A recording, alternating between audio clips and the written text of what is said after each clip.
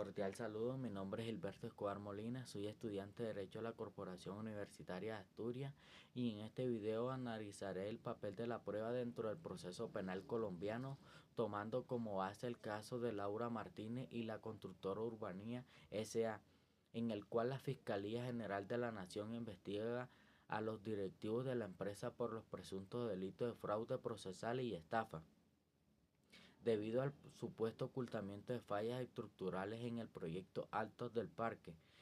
Primera etapa, etapa de indagación e investigación. En primer lugar, es importante señalar que la indagación tiene como finalidad verificar si existen hechos que puedan constituir un delito e identificar a los posibles responsables. Posteriormente, en la etapa de investigación, la Fiscalía busca reunir suficientes elementos que permitan formular una imputación y, si es procedente, presentar una acusación ante el juez. En este caso, durante estas etapas pueden recolectarse diferentes medios de conocimiento, como los testimonios de los compradores afectados, los informes técnicos elaborados por los expertos, los correos electrónicos internos de la empresa, los documentos relacionados con la entrega de los inmuebles y cualquier otro elemento que permita esclarecer los hechos. La Fiscalía General de la Nación cumple un papel fundamental porque dirige y coordina la investigación penal. Tiene la obligación de obtener los elementos materiales probatorios y la evidencia física, respetando siempre los derechos fundamentales, el debido proceso y las garantías constitucionales de las personas investigadas. No obstante, la recolección de la evidencia tiene límites legales muy claros. La Fiscalía no puede obtener pruebas mediante interpretaciones ilegales, allanamientos sin autorización cuando ésta sea necesaria, manipulación de documentos o vulneración del derecho a la intimidad. Si una prueba se obtiene vulnerando la Constitución o la ley, puede ser declarada ilícita y excluirse del proceso. También es importante diferenciar los elementos materiales probatorios de la evidencia física. Los elementos materiales probatorios comprenden documentos, archivos digitales, correos electrónicos, contratos, fotografías o cualquier objeto que contenga información relevante para la investigación. Por su parte, la evidencia física corresponde a objetos materiales relacionados directamente con los hechos investigados y que pueden ser objeto de análisis pericial. En este contexto, la legalidad en la obtención de la prueba constituye una garantía esencial del debido proceso. Una prueba ilícita puede generar su exclusión y en algunos casos afectar la validez de actuaciones posteriores dentro del proceso penal.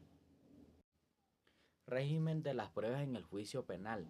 En el juicio oral, las pruebas ya no solo se presentan, sino que deben practicarse ante el juez de conocimiento. Esto significa que los testigos deben declarar personalmente en la audiencia. Los peritos deben explicar sus dictámenes y responder las preguntas formuladas por las partes, mientras que los documentos y demás evidencias deben incorporarse conforme a las reglas establecidas por la ley.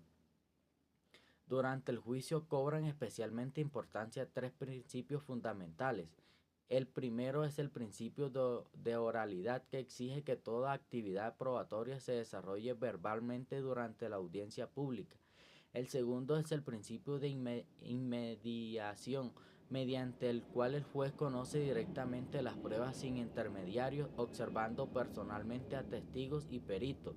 Finalmente, el principio de contradicción garantiza que tanto la Fiscalía como la defensa puedan controvertir todas las pruebas, formular preguntas, objetarlas y debatir su credibilidad.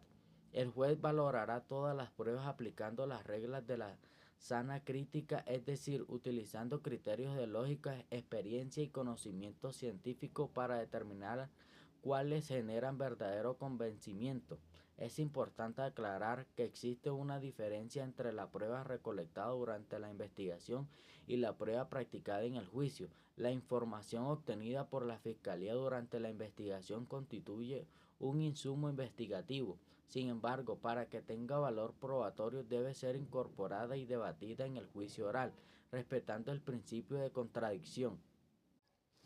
Aplicación al caso concreto. Aplicando estos conceptos al caso, considero que los correos electrónicos internos de Urbanía S.A. pueden ser pruebas válidas siempre que hayan sido obtenidos legalmente, respetando la cadena de custodia y las garantías constitucionales. Si fueron obtenidos mediante una orden judicial o por mecanismos autorizados por la ley, podrían demostrar que los directivos conocían las fallas estructurales antes de comercializar los apartamentos. Respecto al informe técnico privado aportado inicialmente por Laura Martínez, este, este no constituye automáticamente una prueba pericial suficiente dentro del proceso penal. Para adquirir plena eficacia, deberá ser incorporado conforme a las reglas del juicio oral y el perito deberá comparecer para explicar sus conclusiones y permitir el interrogatorio y el contrainterrogatorio por ambas partes. Entre los principales problemas probatorios del caso se encuentran la posible manipulación de documentos de entrega, la discusión sobre la autenticidad de los correos electrónicos, el cuestionamiento de la imparcialidad de algunos informes técnicos y la necesidad de demostrar que existió realmente una conducta engañosa atribuible a los directivos de la empresa.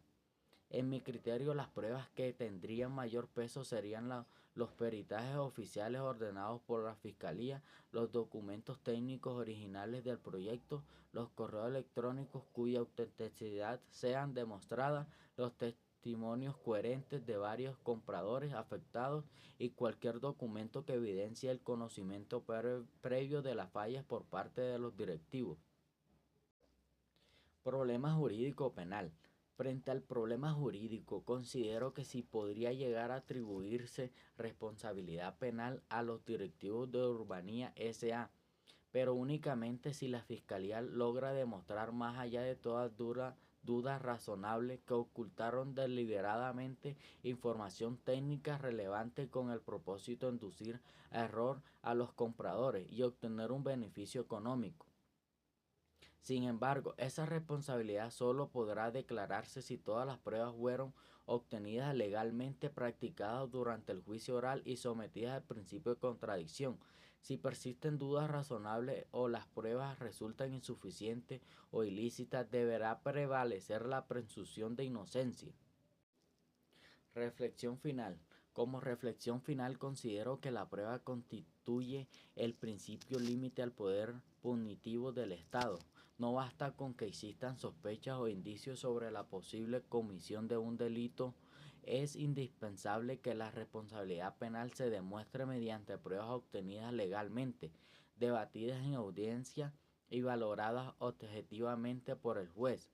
Asimismo, comprendo que la presunción de inocencia protege a toda persona mientras no exista una sentencia condenatoria debidamente fundamentada. Este principio evita decisiones arbitrarias y fortalece la legitimidad de la administración de justicia.